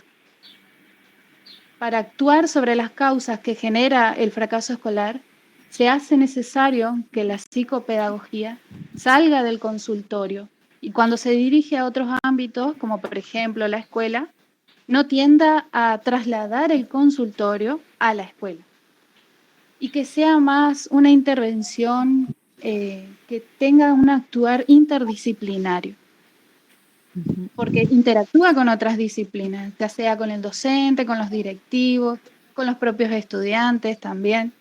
Entonces, no necesita precisamente dar un diagnóstico tan temprano sin haber indagado un poco más en la cuestión y vincularse más sobre la cuestión del fracaso escolar. Conocer más. Fíjense la relación que tiene este tema, que lo que estás planteando, Verónica, con el tema anterior de interdisciplina y con el tema de prevención, ¿sí? Porque fundamentalmente, digamos, el espacio donde generalmente se visualiza o se visibiliza, digamos, la situación del problema de aprendizaje y fracaso escolar, justamente es en el ámbito institucional escolar, ¿sí? O por lo menos de ahí surge a veces la demanda, ¿sí? Como problema en el niño, digamos. Como el sufrimiento del niño. Exactamente. Y algo que es muy interesante resaltar también, que la autora trata del fracaso escolar, sí, en los niños y los aprendientes, pero también se pone en el lugar de los profesores y de los maestros que también sufren y son criticados. Porque si bien entendemos que los niños fracasan, también fracasan los maestros, que son los que le están enseñando. Por eso también cita a otro autor que es Jackie Villerot, donde señala que la formación, en este caso del maestro, tiene que ver con toda la persona.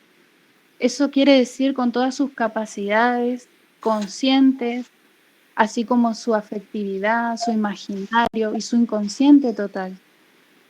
Que esto quiere decir que incluyen todos sus fantasmas, sus resistencias, sus inhibiciones, sus miedos, etc. No resulta sorprendente que la escuela como institución no cuente con la posibilidad de cuestionarse a sí misma. Las respuestas siempre que escuchamos siempre van a ser: los chicos no leen, a los chicos no les gusta leer, los chicos no me prestan atención, como que siempre tratan linealmente sus causas fuera del entorno escolar. Y esto no sirve para cuestionarse desde adentro en todas las instituciones.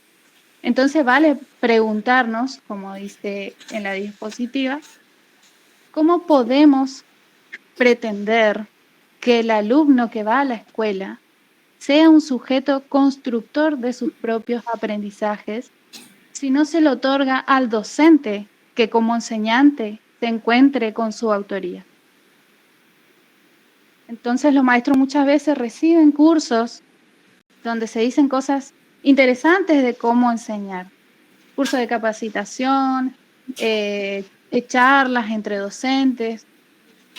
Pero como sostiene la autora, más que curso, los docentes precisan espacios de formación, porque va a tomar lugar la historia del individuo, donde va a unir los saberes y el saber, el pasado y el futuro del sujeto. Y yo ahora, para finalizar, quiero citar una escena que ahora, en el día con toda esta situación de la pandemia y estas clases que tuvimos por virtualidad, por ejemplo, que se va a ver mucho más, que es una escena que se repite invariablemente en nuestra historia como estudiantes, ¿no es cierto? Que es la de tomar apuntes en silencio, con la mirada centrada en el profesor, nuestro cuerpo quieto, adherido, casi pegado a la silla, donde se va a escuchar solo una voz y se va a ver solamente un rostro. Y ahí es donde nosotros omitimos el saber y la potencia de nuestro ser independientes, aprendientes. Entonces, nosotros debemos hacernos autores y creernos de nuestras capacidades, del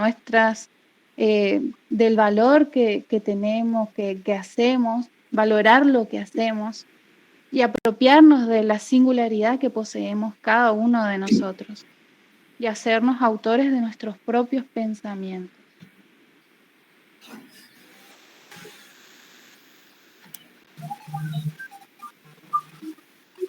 Bien, chicas. ¿Siguen? ¿Continúan? Sí, yo estaba esperando la diapositiva. Claro. Alicia Fernández sigue hablando, obviamente, de lo que es el fracaso escolar y ella habla de que... la diapositiva siguiente? ¿Sabri? No, ¿parece la que está diciendo Caro? No. Porque a mí me parece. No, todavía no. ¿El éxito? No, fracaso escolar. Responde 2 órdenes. No, todavía yo no la veo. No, todavía no pasa. Ahora sí. Ahora sí pasa. Yo la veo re chiquitita igual en mi computadora, así que no la leo de acá. Bueno, Alicia Fernández habla de que el fracaso escolar sí, responde a 2 órdenes.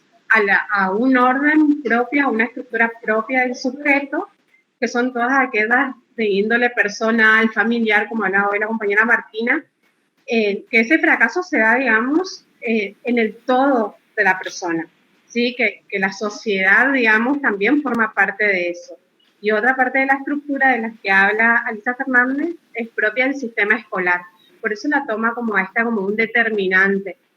Pero la toma como determinante justamente, como decía recién la profe, es el escenario, digamos, donde se evidencian. Por eso en una parte ella habla de que el sistema, el fracaso escolar es sobre el sistema, es donde se va a ir a actuar cuando se evidencian estos problemas. Por eso hace como una diferencia entre que el fracaso escolar no es lo mismo que un problema de aprendizaje. O sea, que el fracaso escolar justamente es como lo macro, podemos decir, que es justamente todas aquellas falencias que existen dentro del sistema educativo. Es lo que estaba planteando un poco. Podemos llamarlas metodologías, didácticas, pedagogías. Vamos a hablar de muchas cosas, digamos, pero, y por eso, siguiendo la analogía que hace la autora, asemeja a lo que es el fracaso escolar con la desnutrición, porque es algo, digamos, que viene de afuera, que no es algo que decide el niño, sino que es algo que les llega, por decirlo de una manera. Y al problema de aprendizaje lo iguala a lo que es la anorexia. O sea, que esta sí es una decisión propia, digamos, del sujeto, debido a todas estas subjetividades, ¿cierto? O sea, las vivencias, las experiencias, a todo el sufrimiento ese que puede llegar a traer o no el chico al escenario escolar. Y claramente ahí se van a evidenciar. Por eso la autora en un momento también habla de que no todos, o sea, que el psicopedagogo, más que nada, que va a trabajar o se va a desempeñar dentro de las instituciones escolares, debe tener una preparación prácticamente psicoanalítica para poder diferenciar qué es un problema de aprendizaje propiamente dicho, a todos esos problemas que pueden ser arrastrados a partir de otras consecuencias, ¿sí? Y por eso dice de que la intervención psicopedagógica no está bien que se haga, digamos, cuando existen oligotimia social, a la edad que son esas pseudo debilidades, dicen, que traen las personas, esas debilidades emocionales, culturales, sociales, con las que carga por ahí cada sujeto, que es más o menos lo que hoy hablaban del bullying, también se lo puede relacionar desde ahí, porque los chicos cuando vienen con estas debilidades hacen eco en la escuela, y muchas veces no es que no aprenden matemática o lengua porque les cuesta la materia, sino porque vienen de afuera con otras cosas y justamente se van a hacer centro de todas estos daños por parte de otros, pero por sus debilidades que son externas a lo que es propiamente institucional o escolar, ¿sí? Por eso ella habla de que la intervención psicopedagógica tiene que ser acertada y dar un buen diagnóstico para no encasillar por allá a los niños en lugares que no les corresponde, cuando en realidad no están necesitando ir a este gabinete. Es por esto también que en esa historia ella habla de que en su momento fue tomada como marginal, era como hasta mal visto, los padres no querían enviar a los hijos a los gabinetes porque se sentían súper mal, la familia se hacía parte de ese problema de aprendizaje por los niños, no era algo propio de él, individual, sino que todos lo sufrían. Creo que hoy también, pero hoy está como un poco más liberado y un poco más aceptado de que tengan falencias, de que tengan debilidades, de que se pueda pedir ayuda. Y antes el texto se basa en 1973 y 1974 en la investigación que hacen.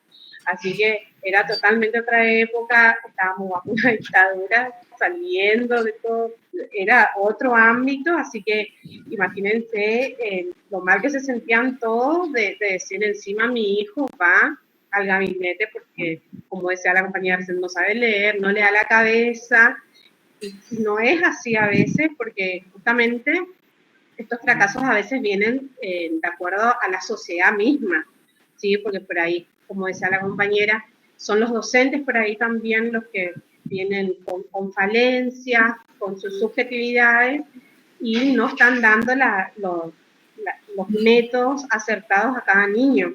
Y como decía el videíto, como para cerrar y dejar paso, pues no me cojo, se sigue enseñando de las mismas maneras, y hoy por hoy la tecnología lo da todo, y los niños tienen acceso a esto, y eso muchas veces también lleva al fracaso escolar y a los problemas de aprendizaje, porque los niños están muchas veces quizás están más preparados que los docentes en algunos ámbitos, y entonces los docentes también tenemos que estar preparados, o los psicopedagogos, para hacer frente y apoyar a estos niños a que no caigan en esa desmotivación, en ese desencanto hacia la escuela.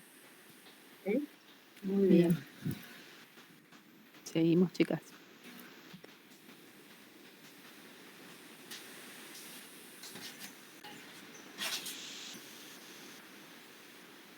Bueno, yo voy a hablar desde la perspectiva de Dipego, ¿cierto? Ella establece primeramente dos momentos en cuanto a la perspectiva del fracaso escolar. Una, que es la perspectiva sociológica, que tiene que ver con el alto compromiso de la escuela en la reproducción social. Y uniéndose a esta, se concretó en las responsabilidades didácticas de la institución en la escuela, en el fracaso escolar y su impacto y el impacto que tuvo sobre los sujetos involucrados. Tomando también lo que dice Pernoud en 1990, el fracaso escolar es definido como la alteración de divergencias del desempeño escolar respecto a jerarquías de excelencia que actúan como normas y que pueden expresarse en desigualdades reales de capital cultural. Está encimado el Power, ¿puede ser? Sí, pero se tiene que cambiar. Bueno, no. Está porque son más queridas. No importa. Después debe ser la configuración nomás al cambiar. Dice que estas divergencias o diferencias entre el desempeño escolar y lo esperado determinan que los niños traigan carteles de la escuela llamándoles atención, que rindan examen, repitan grado y hasta que finalmente las madres consulten al gabinete escolar. También se toma la idea de Pichon-Rivière, que él establece un estancamiento del aprendizaje. Con este estancamiento quiere decir que el aprendizaje, o sea, el objeto del aprendizaje no es totalmente penetrado. Es decir, que entonces frustra o genera esa cierta frustración en los niños. Y las escuelas, la escuela no es la que deriva al niño al gabinete psicopedagógico. Entonces, ¿por qué existe el fracaso escolar? Porque se constata que hay alteraciones del desempeño escolar esperado de acuerdo a patrones de excelencia fijados culturalmente. Esto quiere decir que los niños tienen que cumplir con ciertas pautas socioculturales para no ser encasillados en lo que es el fracaso escolar. Esta situación ¿qué es este capital cultural que vos mencionas al principio? Son las experiencias previas que uno trae ya desde la familia. Esta situación pasando el Power porque quedó... Y está pasando, a mí me pasa, no sé a ustedes. Claro, a nosotros no. ¿Ahí? Ahora sí. Bueno, dice que estas situaciones son sobrellevadas, pero muchas veces los sujetos, los protagonistas no tienen conciencia de esto, sino que son las madres las que detectan estos problemas, digamos, y ahí ellas toman este rol protagónico que más adelante se habla, de que son ellas las que les llevan a sus hijos al gabinete psicopedagógico. Son ellas las que derivan a sus hijos al gabinete. Que ustedes veían en la historia de la psicopedagogía que contaba Estela Mora, ¿se acuerdan? Claro. Bien, digamos. ¿Se ve?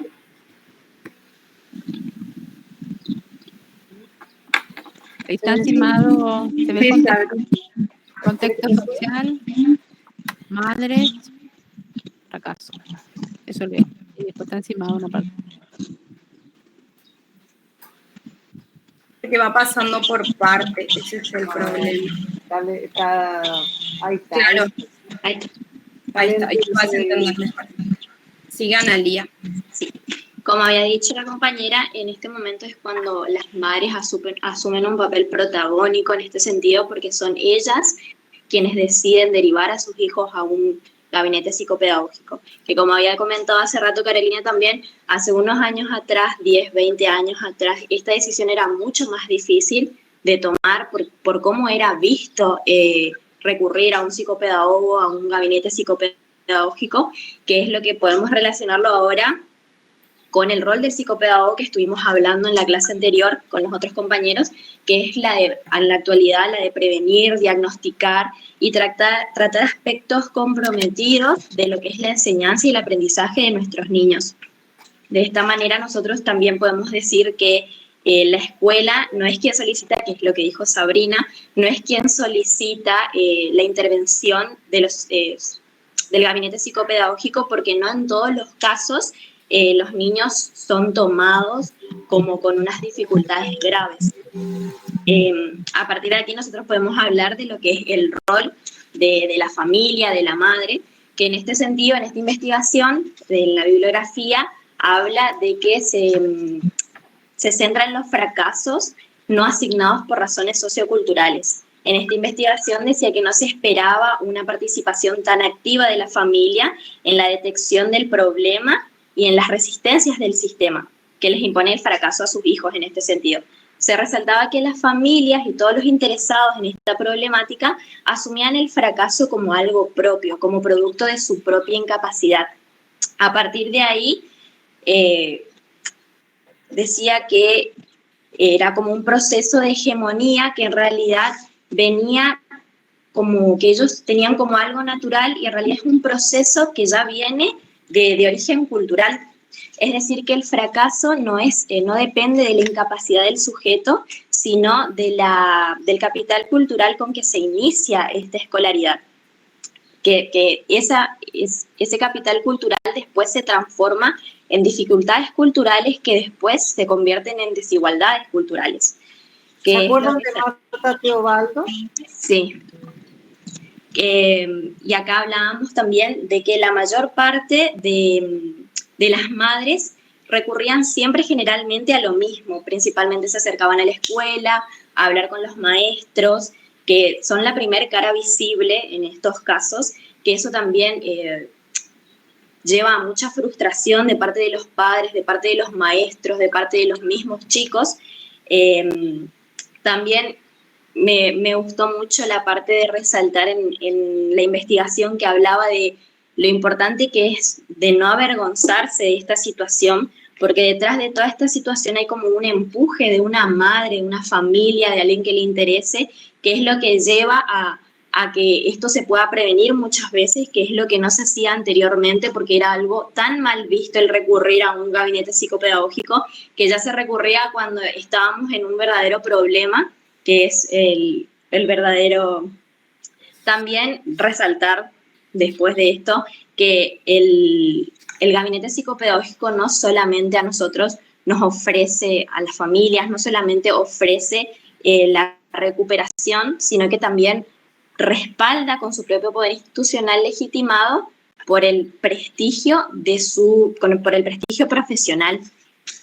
Y aparte de esto, toda la frustración, que justamente hace rato me acordé cuando estuvo hablando Carolina, de a todo lo que acarrea el capital cultural que nosotros traemos, porque estuvimos hablando con unas compañeras de varios ejemplos que llevaba en la investigación, y son ejemplos que nos pasan, porque yo me acuerdo a mi papá, por ejemplo, él dejó la escuela porque en su momento él hablaba solamente guaraní y él era excluido, entonces él no pudo escolarizarse porque no hablaba castellano.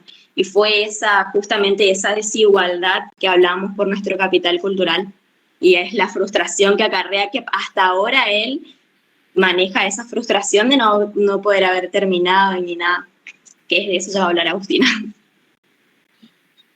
Claro, justamente a partir de toda esta situación de la que venimos hablando del fracaso, la autora hace referencia a la parte personal del sujeto y cómo éste conlleva todo el sufrimiento que viene desde hace antes. ¿Se me escucha? Porque me sale internet. Sí, se te escucha. Sí, Agus, se escucha bien. Dale. Como bien muestra en la diapositiva, en el discurso de los actores sociales hace referencia a lo que es el displacer y el sufrimiento, lo que también se podía llevar a una experiencia de frustración severa, que es cuando las necesidades del alumno encuentran su destino de frustración y el docente que lo acompaña no es capaz de reconocer esas necesidades, o así también el sentimiento de frustración del alumno, este aumenta en su negatividad. Es lo que hace que quiebre con el vínculo de su mundo, se sienta vulnerable, y aquí es donde se instala lo que vamos a llamar fracaso. Consideramos que el alumno que es capaz de lograr pasar todos los niveles de esta educación sistematizada de la cual estaban hablando mis compañeras, puede llegar a lo que se nombra del éxito del maestro, que quiere decir que los alumnos aprenden uniformadamente todos los contenidos que están presentes en un programa muy rígido. De lo contrario, habiendo en un curso de muchos alumnos, niños a los cuales tienen un ritmo de aprendizaje diferente al resto. No los tenían en cuenta tal como diferente en capacidades o ritmo, proceso de aprendizaje, procesamiento de información, sino que era más fácil tildarles de burros, de haraganes o que no les daba la cabeza. Este sentimiento de frustración, esta frustración, llevaba a los niños a lo que es el aislamiento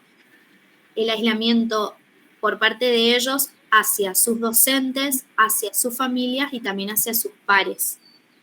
El rechazo a las tareas escolares era muy evidenciado en lo que es cuadernos, diarios de ellos, ya que era muy poca la producción escrita que tenían, es muy poca la que tienen, es muy poca la producción oral, y se ve también evidenciado en lo que son las libretas, que es aquí donde los docentes y padres pueden ver que hay un bloqueo tanto en las redes de comunicaciones que tienen estos alumnos como también en su proceso de aprendizaje. Este aislamiento lo que provoca el fracaso escolar es que ellos no se sientan con la suficiente fuerza para llevar a cabo lo que es el proceso de enseñanza-aprendizaje, ya que el fracaso tiene diferentes tipos de reacciones. No podemos hablar de una forma de reaccionar del sujeto ante una situación de fracaso escolar, sino que tiene diferentes modos de reaccionar y también formas particulares de sufrimiento. El aislamiento, el sentimiento de exclusión, el convertirse en una persona introvertida, la timidez, todo esto hace que se proyecte en sí mismo, tanto en el rendimiento escolar como en la personalidad de cada sujeto. Es también que por esto la autora menciona en una parte del texto que esta huella que sienten los sujetos que transitan por el fracaso escolar queda para siempre, que es una huella que el sufrimiento no logra borrar con nada, que es lo que estábamos hablando con Analía del ejemplo de su padre. Aparte, seguido a esto que dice Agustina, es como que los docentes, los psicopedagogos debemos dejar huellas en los chicos, claramente positivas, ¿no es cierto? O sea, como por ahí dice la psicopedagoga Liliana González, las huellas son inevitables y es donde uno tiene que tratar de que esa huella sea positiva y que los chicos cuando salgan del colegio tengan como ese proyecto, esas ganas de futuro y de que digan, no sé, tengo ganas de estudiar filosofía porque esta profesora fue espectacular y tal vez después se enganchen con que la filosofía no es la profesora de filosofía, porque no es así estudiarla, pero por lo menos dar ese amor a algo que tal vez es lo que hoy está fracasando en el sistema, ¿cierto? Y en mi diapositiva quedó como una frase muy colgada que la había puesto porque me gusta mucho y justo iba al tema, que es la frase de Lacan, que dice, pobre aquel que no articule o no acomode su práctica a la subjetividad de la época. Y justamente va a esto, ¿no? No nos podemos quedar con lo que fue la formación de uno, o sea, la nuestra hoy, en el siglo XXI, y tal vez cuando tengamos que ejercer, las cosas se van modificando y nosotros también tenemos que ir modificándonos, porque los pacientes, los sujetos, los alumnos se van modificando. Entonces no nos podemos quedar en la época y con todo eso puesto atrás cuando las cosas nos están pasando por delante y es imposible estar a destiempo en lo que es el sistema educativo, ¿no? Sí. Así es, chicas. Y para finalizar, finalizamos con la segunda parte del videíto con el que empezamos. Bien. Que cierra un poco la idea de la que hablaba Agustina. No intentan motivarnos para que seamos creativos, para que inventemos, para que soñemos, que nos den ganas de aprender. Pero si vivimos en una época súper chula, tenemos el mundo a nuestro alcance, con un clic. Yo me paso horas navegando por internet, viendo vídeos, jugando. No sé, es que en el cole me duermo. ¿Qué?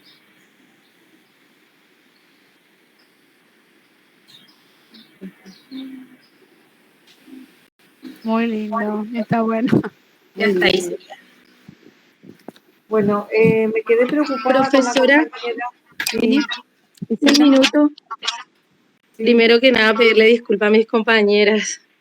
O sea, profesora, yo tengo justamente esto me pasa. Tengo una muy mala experiencia con el tema de las exposiciones. Le pueden dar fe a mis compañeras que antes de empezar sentía que me sentía enferma, que me sentía mal, pero le tengo terror a exponer. Miren, me está todo transpirando la mano. O sea, era poder leer nomás, ni siquiera pude leer. Pero, o explicar lo que es el fracaso, que lo debatimos ayer, nosotras nos juntamos, estuvimos hablando, pero no puedo, no sé qué me pasa. O sea, esto de exponer, de planear una exposición, a mí me aterra, no sé por qué, no lo explico, porque rendí finales, o sea, ya estoy trabajando esto de ponerle el cuerpo a explicar lo que sé, pero esta idea de la exposición a mí me pasó por encima. ¿Pudiste rendir finales, Griselda? Sí, sí rendí, porque antes yo había dejado el profesorado porque me pasaba esto, que yo no podía pararme enfrente a hablar, pero lo que pasa que es una cosa cuando estás sola delante de los profesores, porque yo no soy tímida, no tengo problema para expresarme.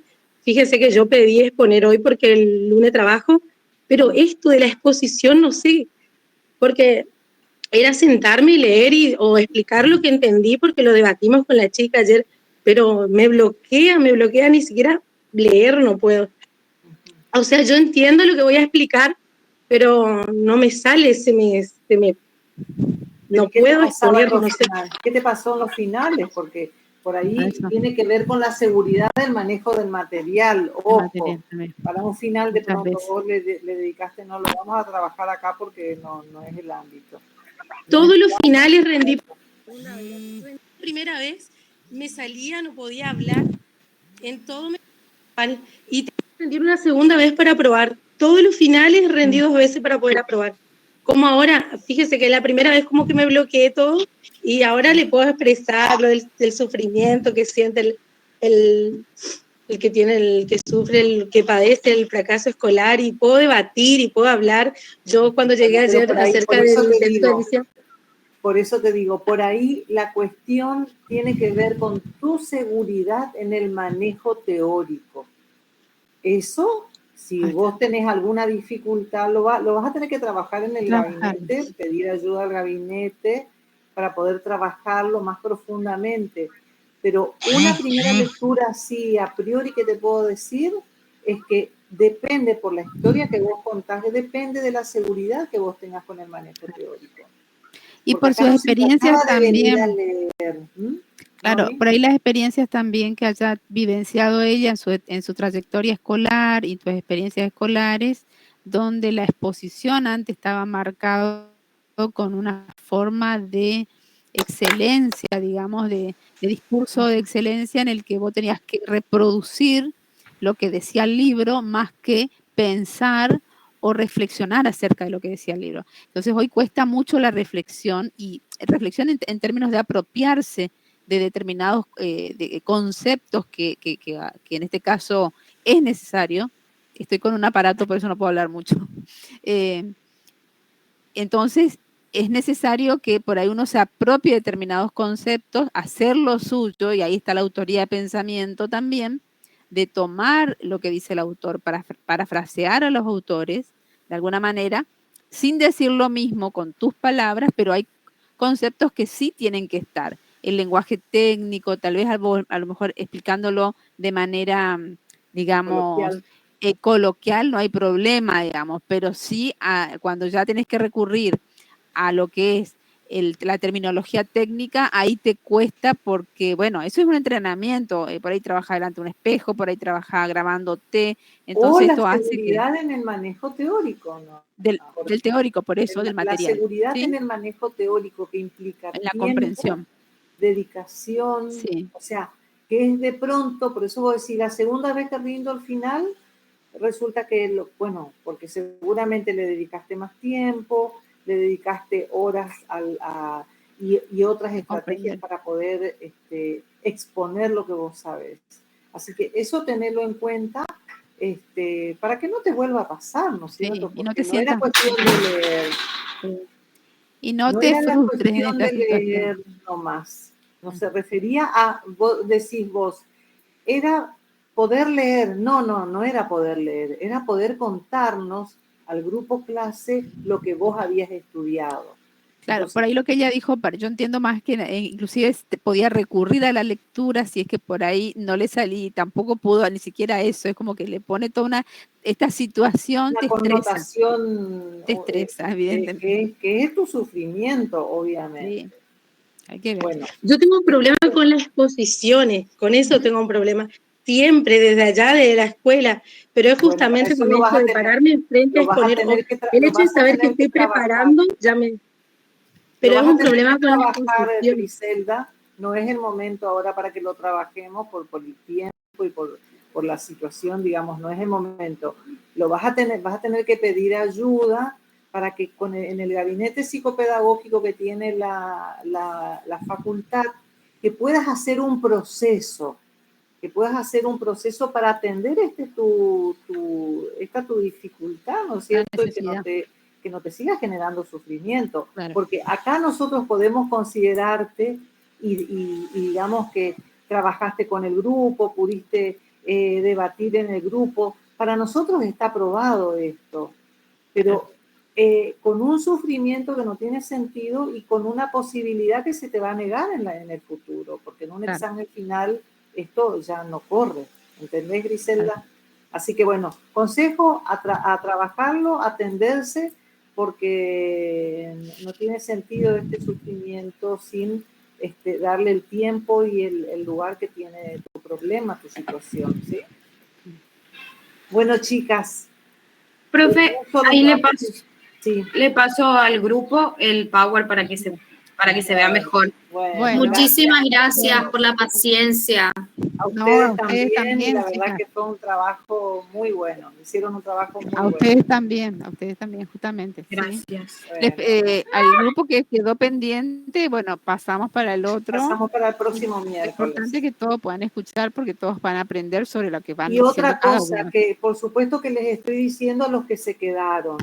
Sí. No es para nosotros esto, chicos. No. O sea, el trabajo de los grupos, la investigación que están haciendo los grupos, es para el grupo. Porque si es para más, qué sé yo, nos pasan el Power y lo leemos después en nuestros momentos de ocio. La idea es que todos puedan quedarse y participar. La veo a Fiorella, veo a gente que nos está exponiendo ahora y que va a exponer la próxima clase y están presentes. O sea, el trabajo es para ustedes, para el grupo. Así que bueno, les vamos a pedir a los compañeros, no es que les digo a las que trabajan el lunes, el trabajo es para todas. Traten de acomodar los horarios para poder participar de las instancias que son sobre todo estas de puesta en común de los distintos grupos. Para que todos puedan ser atendidos con el mismo. Pero al final, profe, entran todos estos temas también. Sí, seguramente todos vamos todo lo que son las a preguntar exposiciones. un poquito. Sí, es una unidad completa, así que. ¿Sí? Bueno, chicos, que terminen bien la tarde. Muchísimas gracias. Muchas gracias a ustedes, Griselda, a ponerse las pilas y a pedir ayuda, que se puede. ¿Sí? Sí, se puede. Bueno. Chao, chao. Muchas gracias. Gracias, Chao. Lucía, por tu asistencia de siempre.